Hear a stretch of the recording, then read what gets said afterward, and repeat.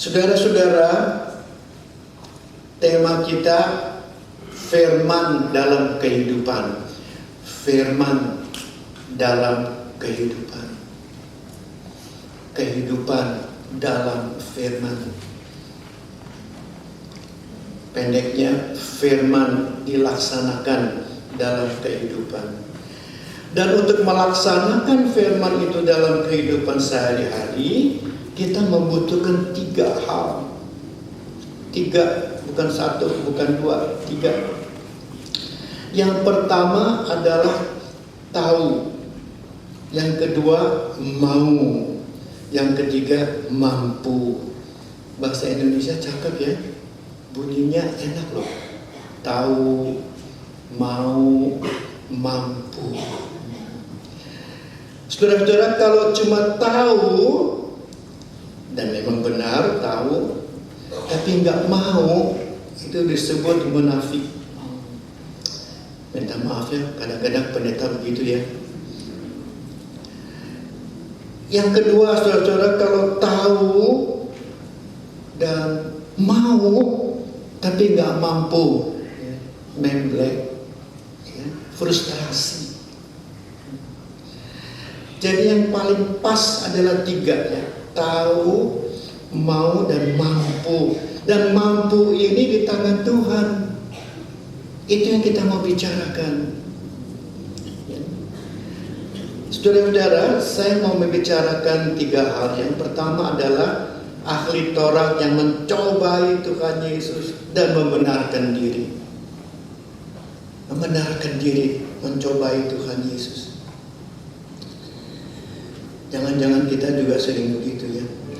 Yang kedua, saudara-saudara, firman dan Roh Kudus.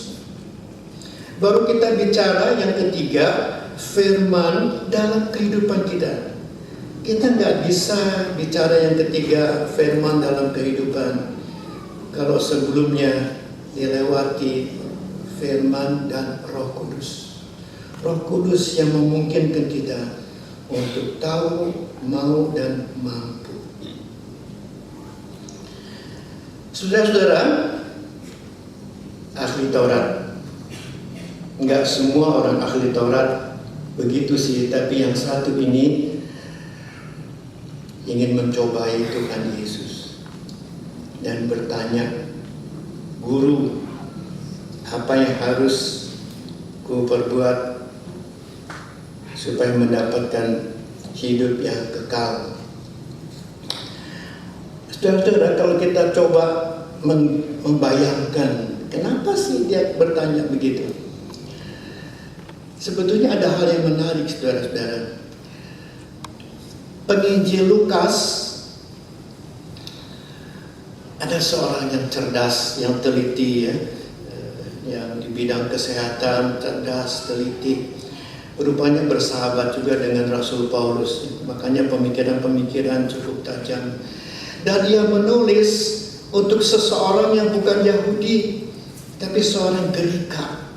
Dan pada saat itu orang Greka itu terkenal sebagai orang-orang yang pandai, ya, yang sangat mendalami sains, ya, selalu bertanya, apa yang saya terima harus saya lihat dulu. Jadi yang penting adalah mata. Tapi Musa dan bagi orang Israel, bukan mata tidak penting, tapi lebih penting dari itu adalah telinga. Dengarlah hai umat Tuhan, dengarlah bangsa Israel, dengar, terima dan percaya.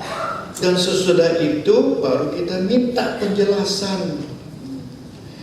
Nah, rupanya nih ahli Taurat ini terpengaruh juga ya orang Greka itu. Nah, saudara-saudara, jadi yang dipermasalahkan adalah hidup yang kekal. Artinya juga kualitas dan kuantitas, karena kekal tapi juga kualitas. Yes, itu pertanyaan yang baik. Yang tidak baik apa yang motivasinya? Mau mencobai Tuhan Yesus. Dan Tuhan Yesus mengembalikan dengan sebuah pertanyaan, apa dong yang kamu baca di dalam hukum Taurat itu? Dan orang itu menjawab dengan baik, ya saudara-saudara, kasihlah Tuhan Allahmu, sekali lagi, dengan segenap hatimu, segenap jiwamu, segenap kekuatanmu, segenap akal budimu.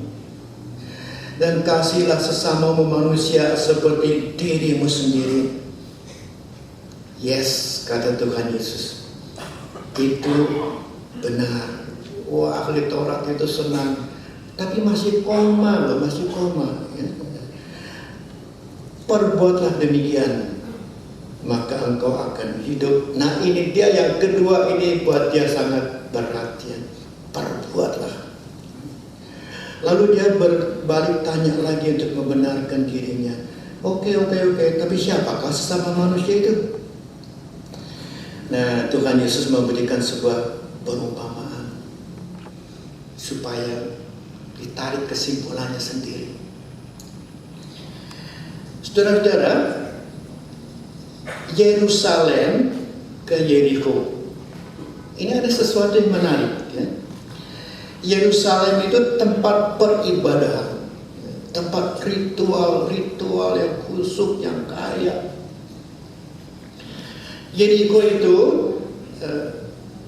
banyak yang tinggal di situ, para pejabat, imam, para Lewi. Jadi kalau dikatakan dari Yerusalem turun ke Yeriko, itu berarti orang itu memang baru saja menyelesaikan katakanlah ibadah, ritual-ritual yang kaya, ya, yang hebat itu.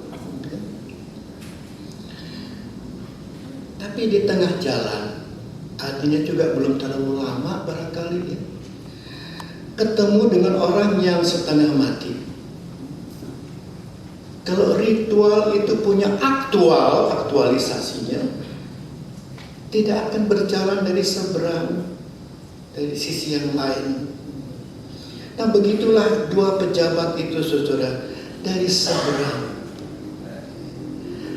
Mungkin merasa jijik kalau memegang mayat seandainya sudah mati dan sebagainya. Atau barangkali juga takut, jangan-jangan penyamun itu masih ada di situ. Jadi ritual yang dinikmati pada waktu kebaktian, pada waktu ibadah itu no use, nggak ada gunanya. Tidak menjumpai kenyataan sehari-hari. Saya mau berhenti dulu di sini sebentar ya. Pada suatu ketika saudara saya kaget dan agak marah terhadap satu buku yang mengatakan jangan-jangan gereja-gereja sedang tidur. Gereja yang besar, yang banyak diikuti waktu ibadah, gedungnya bagus, paduan suaranya oke, khotbahnya juga bagus. Jangan-jangan sedang tidur. Kenapa? Karena setelah ibadah selesai, keluar pintu, tidak ada perubahan dalam hidupnya.